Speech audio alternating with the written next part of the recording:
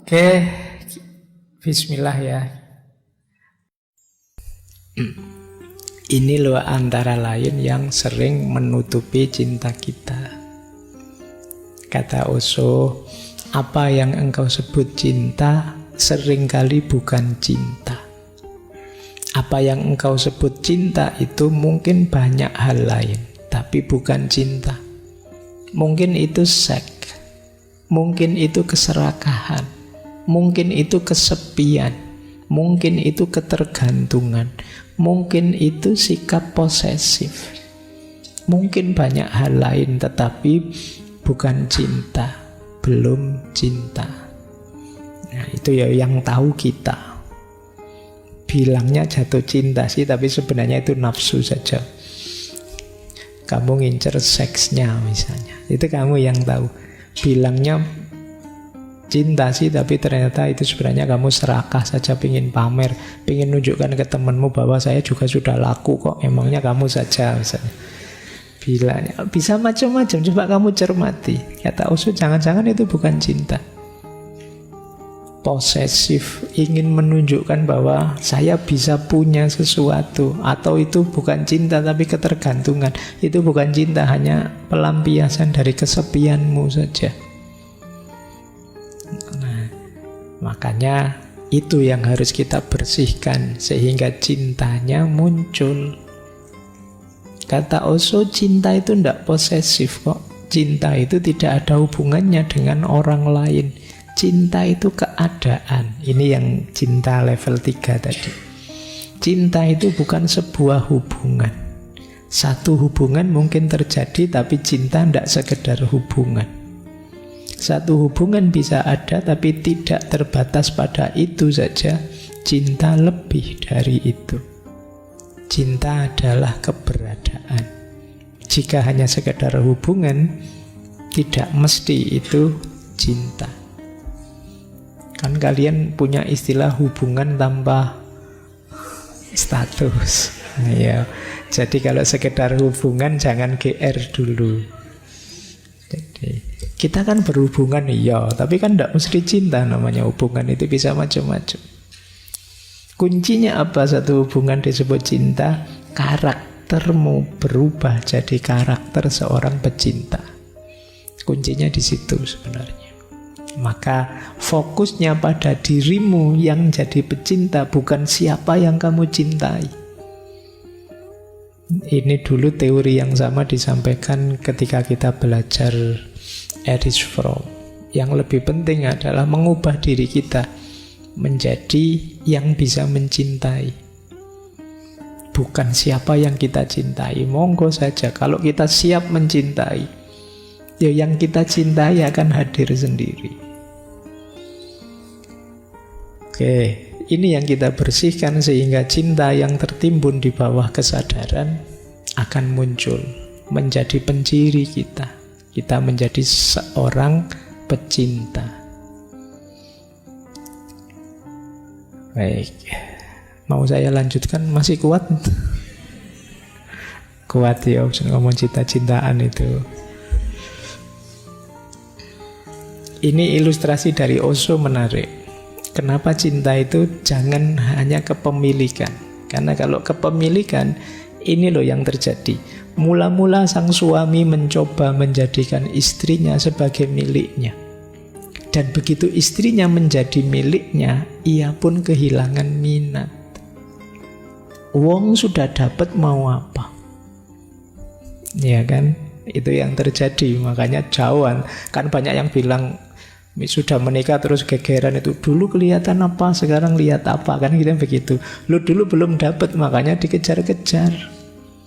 Sekarang sudah dapat, sudah dinikah. Selesai tantangannya. Kehilangan minat, tidak menantang lagi. Oh, ini yang sering jadi masalah. Kok bisa begitu, Pak? Karena cinta dimaknai sekedar kepemilikan. Kepemilikan itu kalau sudah dimiliki kan selesai. Kalau kata Ki Ageng Suryo Mentaram, manusia itu ingin sesuatu. Kalau sudah diperoleh, mulur keinginannya. Tidak mungkin selesai di situ. Kalau sudah diposes, sudah dimiliki, ya dia ingin miliki yang lain. Jadi jangan memaknai cinta hanya sebagai kepemilikan. Itu kan banyak yang tanya ke saya, Pak, cinta harus memiliki enggak, Pak? Iya, boleh saja cinta itu memiliki, tapi jangan dimaknai cinta sekedar kepemilikan. Kalau tidak, ceritanya seperti itu. Jadi begitu istrinya menjadi miliknya, dia kehilangan minat. Kata Osho, ada logika tersembunyi di baliknya. Karena puncak kepentingannya adalah memiliki, sekarang semuanya sudah selesai. Dan dia ingin mencoba wanita lain sehingga dia dapat melakukan perjalanan untuk kepemilikan lagi, nyari tantangan baru. Makanya kan kadang-kadang banyak, ini gimana sih orang ini sudah nikah, istrinya ya cantik, keluarganya rasanya baik-baik saja, ya kaya, kok ya mau-maunya nyari yang lain, selingkuh, selingkuhannya lebih di bawahnya lagi. Ya mungkin itu bagian dari tantangan baru, karena yang di rumah sudah selesai. Kelirunya di mana? Pemaknaanmu terhadap cinta hanya sebagai kepemilikan. Ya kepemilikan ya kalau sudah dimiliki sudah. Yuk, semakin banyak kepemilikannya ya nanti semakin kaya kan. Sederhananya kan begitu. Wong manusia itu kalau urusan kepemilikan kan kata Al-Quran, alhaakumut takasur. Jadi tidak ada berhentinya. Ingin lebih lagi, ingin lebih lagi. Baik, maka ya kalimat ilustrasi ini menegaskan ndak cinta jangan hanya dimaknai sekedar posesif, kepemilikan. Lanjut. Osho juga menjelaskan cinta yang dewasa. Cinta itu tanda orang sudah dewasa. Cinta yang dewasa, kata Osho, manusia menjadi dewasa saat dia mulai mencintai, bukan saat dia mulai membutuhkan sesuatu. Titik tekannya agak berbeda. Yang pertama, penekanannya pada bagaimana mendapatkan lebih banyak. Yang kedua, penekanannya pada bagaimana memberi lebih banyak dan memberi tanpa syarat. Inilah pertumbuhan atau kedewasaan. Orang dewasa itu berarti bagi Osho, coba dilihat dia bisa mencintai enggak? Mencintai itu berarti sudah rela berkorban, rela memberi tanpa syarat enggak? Kalau teman-teman sudah bisa melakukan ini berarti sudah dewasa. Kalau hanya ingin meraih untuk memenuhi keinginan egois kita, itu sebenarnya menunjukkan kita belum dewasa. Jadi tidak sekedar akalnya jalan. Kalau akalnya jalan masih egois, ya belum dewasa sebenarnya. Ukuran dewasa itu kata Osho bisa mencintai. Jadi tidak mencari untuk kepentinganku, tapi berbagi pada yang lain. Orang kok sudah rela berbagi pada sesamanya, pada yang lain, berarti ini kan mencintai namanya, dia sudah dewasa. Tapi kalau hidupnya masih sibuk mengejar ini, mengejar itu untuk kesenangannya sendiri saja, dia belum dewasa, masih anak-anak. Nah, kalian boleh ngitung ya, dirimu sudah dewasa atau belum. Jadi tidak sekedar dihitung dari sudah sunat apa belum, usianya berapa, enggak. Kalau di Osho sudah bisa berbagi apa belum. Kalau belum ya belum dewasa. Nah, orang dewasa itu cirinya bisa memberi. Baik, jadi cinta berarti tanda kedewasaan seseorang. Lanjutkan lagi. Kalau orangnya belum dewasa tapi mencintai gimana, Pak? Berarti sudah jatuh cinta sih tapi masih belum rela berbagi. Masih ingin pamrih-pamrih dia peroleh dari cintanya. Kata Osho, Orang yang belum dewasa, kalau jatuh cinta, dia akan menghancurkan kebebasan yang lain, menciptakan perbudakan, menjadikan penjara. Kebalikannya, orang dewasa yang jatuh cinta, dia akan membantu untuk bebas, saling membantu menghancurkan segala macam perbudakan. Dan ketika cinta mengalir dengan kebebasan, disitulah keindahan. Namun kalau cinta mengalir dengan ketergantungan, disitulah keburukan. Jadi kalau orang masih kanak-kanak, belum dewasa kok jatuh cinta, biasanya masih sangat egois, maka cinta itu akan jadi sarana hegemoni, dominasi, perbudakan, penjara. Karena yang dia cintai akan dia posisikan hanya sebagai alatnya dia untuk memenuhi kebutuhan dan kepentingannya. Sementara orang dewasa yang mau berbagi tadi, itu kalau jatuh cinta, pada akhirnya justru akan bisa membebaskan yang dicintai. Jadi memberikan yang terbaik pada yang dicintai. Disitulah nanti akan kelihatan indahnya cinta. Jadi itu bedanya. Jadi teman-teman ada di mana dalam cinta ya saya tidak tahu, tapi semoga semuanya sudah dewasa ya. Apalagi sudah mahasiswa, semoga rela berbagi.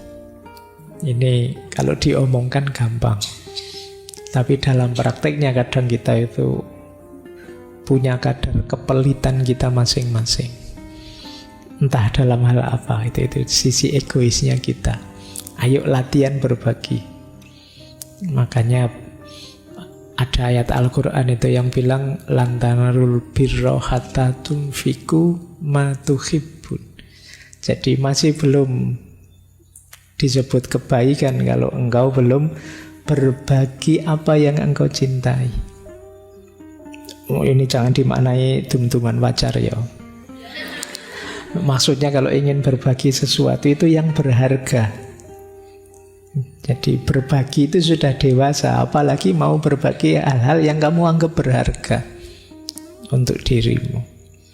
Nah, itu cirinya kebaikan. Kalau masih enggak, kalau masih saya punya yang jelek-jelek, barang-barang jelek tak bagi ke orang, itu masih belum kebaikan kan? Karena orang lain hanya kamu anggap tempat sampah saja. Jadi wadahnya barang-barang yang kamu tidak suka. Tapi baik itu, ini saya masih suka ini. Tapi ya sudahlah, kasih sama orang yang lebih butuh mungkin. Nah, ini baru kebaikan. Nah, jadi memang berbagi itu cirinya orang sudah dewasa, sudah matang. Kalau mencintai, ya yang ada di pikirannya untuk kebaikan yang dicintai. Inilah cinta yang dewasa. Baik, kita lanjutkan. Ini menarik kalimatnya. Kalau engkau menyukai sekuntum bunga, jangan dipetik. Karena dia akan mati dan tidak lagi menjadi hal yang engkau sukai. Jika engkau menyukai sekuntum bunga, biarkan saja dia seperti adanya. Cinta itu bukan tentang kepemilikan. Cinta adalah tentang penghargaan. Nah, ini sekalian ngertilah maksudnya ya. Kalau ketemu ini hubungannya dengan posesif tadi. Kita itu cenderung ingin mengambil, memetiknya hanya untuk kepentingan kita. Padahal kalau sudah jadi milik kita, itu kita tidak tertantang lagi. Karena dia akan kita ubah sesuai keinginan kita, tidak seperti dirinya semula sebelumnya. Padahal yang kita sukai, kita cintai itu dia yang sebelumnya tadi. Sekarang kita ubah dia sesuai keinginan kita karena jadi milik kita. Maka jangan heran pada akhirnya kamu sendiri merasa, kemana dulu rasa yang ada ini kok sekarang pergi? Karena engkau yang mengubahnya sendiri. Jadi kalau ada sekuntum bunga kamu seneng. Jangan dipetik. Kalau dipetik, kamu bawa ke kamar, kamu tidak akan seneng lagi dengan bunga itu. Karena tadi kamu kagumi bunga itu, ditangkainya seperti dia apa adanya. Nah, ini ilustrasi dari tadi loh, bagaimana kita menghargai cinta. Tidak sekedar ingin memiliki. Justru indahnya ketika kita biarkan dia seperti adanya. Itu yang disebut cinta itu membebaskan. Jadi prinsip dasarnya memang freedom, kebebasan. Baik. Nah, ini menarik, ada satu teori dari Osho. Cinta yang sejati itu justru kesediaan untuk sendiri. Ini menarik ya. Kita kan selama ini pokoknya hidup mati berdua kemana-mana bareng. Tapi Osho kebalikannya, enggak. Orang yang benar-benar mencintai itu justru orang yang siap sendiri. Demi apa? Demi kebebasanmu, demi kebahagiaanmu. Dan orang yang siap sendirilah yang dia akan bisa berbagi. Tadi kan cirinya yang dewasa berbagi. Siap sendiri bukan berarti ndak jadi nyari pasangan, Pak, ndak begitu maksudnya. Jadi siap sendiri itu kata Osho, kebenaran eksistensial hanya orang yang mampu menyendiri, yang mampu mencintai, berbagi dan menyelami inti terdalam cinta. Cinta bukan sebuah hubungan, cinta itu keadaan. Tidak ada hubungannya dengan orang lain. Seseorang tidak sedang jatuh cinta, orang itulah cinta itu. Tentu saja ketika seseorang sedang jatuh cinta, memang dia jatuh cinta, ya itulah hasilnya. Jadi kita berubah jadi cinta, kok tiba-tiba memang ada lawan jenis yang kita cintai, yaitu efeknya. Tapi tidak hanya dia yang kita cintai, semua juga kita cintai. Nah, kadang-kadang justru dalam cinta itu kita siap menyendiri jadi diri kita untuk bisa berbagi lebih banyak pada yang kita cintai. Jadi ini mirip nanti kayak dulu di Khalil Gibran, bahwa cinta itu justru yang kuat seperti tiang-tiang, ya kayak tiang-tiang masjid ini, tiang-tiang bangunan. Dia tidak boleh terlalu rapat, kurang kuat bangunannya. Biarkan berdiri sendiri di posisinya masing-masing sebagai dirinya sendiri. Justru ketika tidak terlalu rapat akan lebih kuat. Tiang itu kalau sebanyak ini tiang terus dikumpulkan yang tengah, ambruk masjidnya. Tapi kalau biarkan berdiri di posisinya dengan karakter dan fungsinya, justru lebih kuat. Itu yang disebut kesediaan untuk sendiri.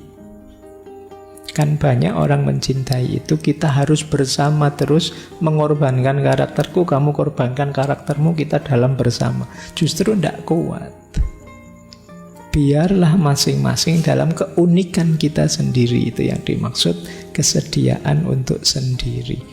Dan jangan tuntut dia untuk ikut keinginanmu, demikian juga sebaliknya. Bahkan nanti di salah satu tulisannya Osho bilang, cara mencintai yang cerdas adalah justru siap memberikan waktu, memberikan break pada yang dicintai. Jadi kalau Mas, kok tiap malam minggu sampai napel atau capek aku, mbok libur lah sebulan itu. Lu itu boleh kalau kayak gitu. Mungkin ada jenuhnya, ada ya monggo saja, ada breaknya. Jangan dianggap itu terus tidak cinta lagi. Justru mungkin disitulah akan kelihatan buktinya dari cinta, bahwa aku siap melakukan apapun demi dirimu, aku siap berbagi apapun. Itu diantara yang disampaikan oleh Osho. Nah, ini yang rame, yang sering kalian komplain ya. Sejak tadi kan kalimat-kalimat yang Rasanya ini kalimatnya anak-anak yang bucin semua tadi ya. Budak cinta. Coba perhatikan ureanya Osho itu ya tentang budak cinta. Ketika saya berkata, jadilah budak cinta, yang saya maksud bukan untuk menjadi pelayan orang yang Anda cintai. Bukan, tidak sama sekali. Saya tidak mengatakan untuk menjadi pelayan seorang kekasih. Maksudku jadilah pelayannya cinta. Gagasan murni tentang cintalah yang harus dilayani. Kekasihmu hanyalah salah satu wujud dari gagasan murni itu, dan seluruh keberadaan tidak mengandung apapun kecuali jutaan manifestasi gagasan murni itu. Bunga, bulan, kekasihmu, anakmu, ibumu, ayahmu, semuanya adalah wujud gelombang di lautan cinta. Namun jangan pernah menjadi pelayan seorang kekasih. Ingatlah selalu bahwa kekasihmu hanyalah satu ekspresi kecil. Sajikan cinta lewat sang kekasih, tapi jangan pernah melekat pada sang kekasih. Ketika seseorang tidak terikat pada kekasihnya, cinta mencapai puncak tertingginya. Saat seseorang melekat, ia akan mulai terjatuh. Engkau akan memenuhi semua kebutuhannya, tapi jangan penuhi keinginan egois atau keinginan fiktifnya. Jangan memenuhi apapun yang benar-benar akan merugikannya. Misalnya, jangan memenuhi egonya, meskipun egonya menuntut. Orang yang terlalu khawatir, terikat, akan memenuhi tuntutan ego. Itu artinya Anda meracuni kekasih Anda. Jadi yang pertama, bucin itu bukan berarti budaknya pacar, budaknya kekasih, tapi budaknya cinta. Budak cinta itu maksudnya apa? Mari kita jadikan cinta sebagai bahan pertimbangan, cara pandang kita, cara hidup kita. Seperti saya bilang tadi, memutuskan apapun, melihat apapun, pertimbangannya cinta. Itulah yang disebut bucin, budaknya cinta, pelayannya cinta, kata Osho. Dan ini ya memang tidak terbatas di kekasih, tapi juga teman, orang tua, saudara, anak, tetangga, semua saja adalah yang mendapatkan perlakuan layanan cinta dari kita. Bahkan kalau tentang yang kita cintai, yang kekasih kita tadi, tidak selalu keinginannya kita layani. Kadang-kadang ada permintaan-permintaan egois yang justru menghancurkan dia. Kalau kita turuti saja, sebenarnya kita sedang meracuninya. Jadi misalnya kalian dimintai bantuan, Mas aku lagi males bikin skripsi, kamu yang bikinin ya. Oke siap. Lo yang kuliah siapa, yang bikin skripsi siapa. Jadi ini bagi saya jenis-jenis meracuni itu tadi.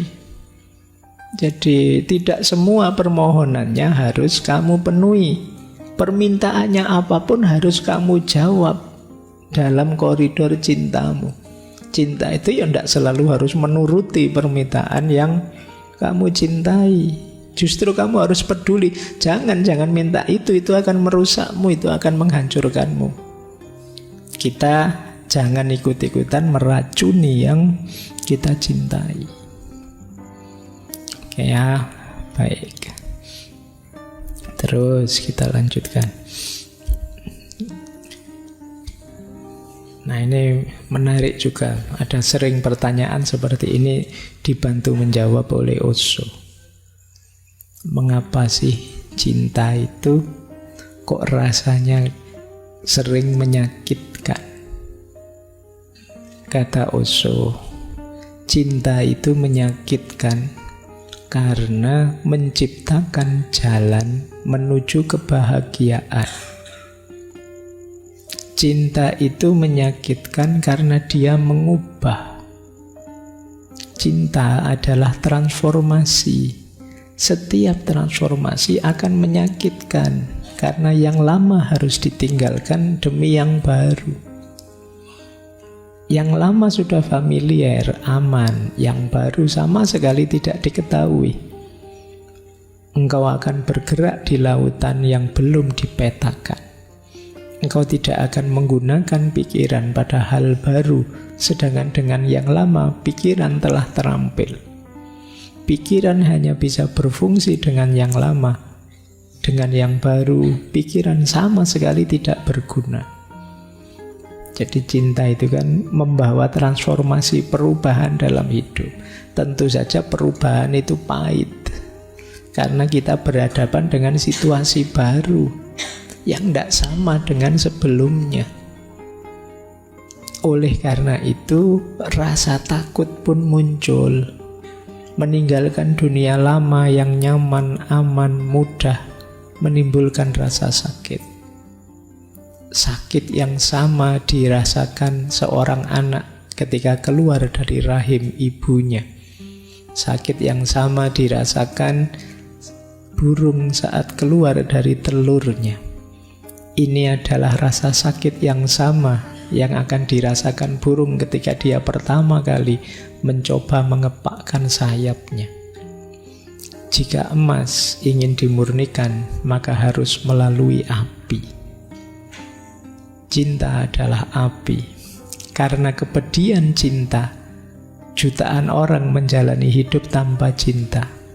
Mereka juga menderita, dan penderitaan mereka sia-sia.